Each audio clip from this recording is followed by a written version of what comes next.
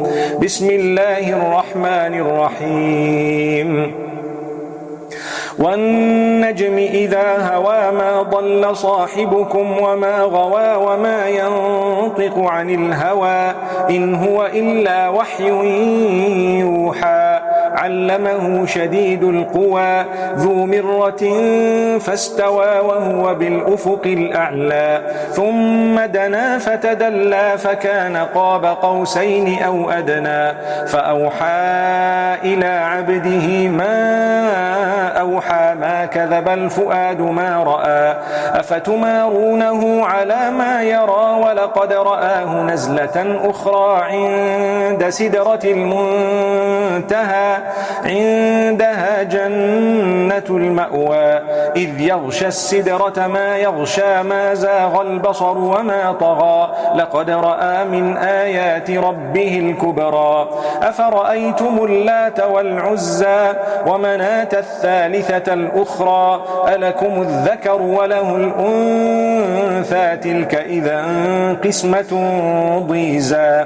إن هي إلا أسماء سميتموها أنتم وآباؤكم ما أنزل الله بها من سلطان إن يتبعون إلا الظن وما تهوى الأنفس ولقد جاءهم من ربهم الهدى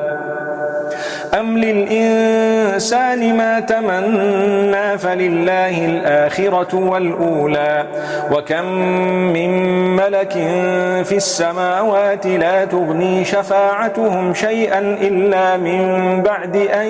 يأذن الله لمن يشاء ويرضى إن الذين لا يؤمنون بالآخرة ليسمون الملائكة تسمية الأنثى وما لهم به من علم إن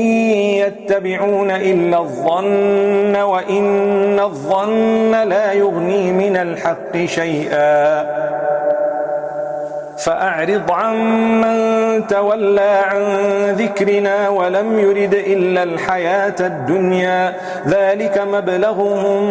من العلم إن ربك هو أعلم بمن ضل عن سبيله وهو أعلم بمن اهتدى ولله ما في السماوات وما في الأرض ليجزي الذين أساءوا بما عملوا ويجزي الذين أحسنوا بالحسنى الذين يجتنبون كبائر الإثم والفواحش إلا اللمم إن ربك واسع المغفرة هو أعلم بكم إذ أنشأكم من الأرض وإذ أنتم أجنة في بطون أمهاتكم فلا تزكوا أنفسكم هو أعلم بمن اتقى أفرأيت الذي تولى وأعطى قليلا وأكدى أعنده علم الغيب فهو يرى أم لم ينبأ بما في صحف موسى وإبراهيم الذي وفى ألا تزر وازرة وزر أخرى وأن ليس للإنسان إلا ما سعى وأن سعيه سوف يرى ثم يجزاه الجزاء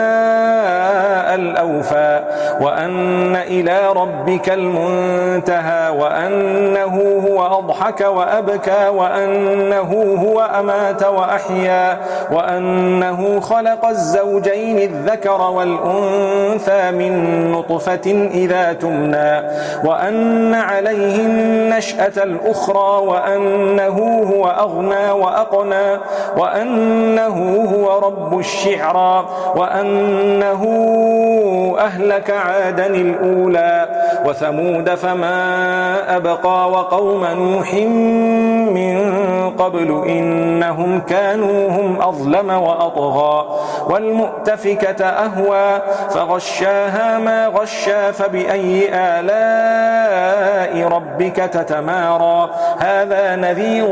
من النذر الأولى أزفت الآزفة ليس لها من دون الله كاشفة أفمن هذا الحديث تعجبون وتضحكون ولا تبكون وأنتم سامدون فاسجدوا لله واعبدوا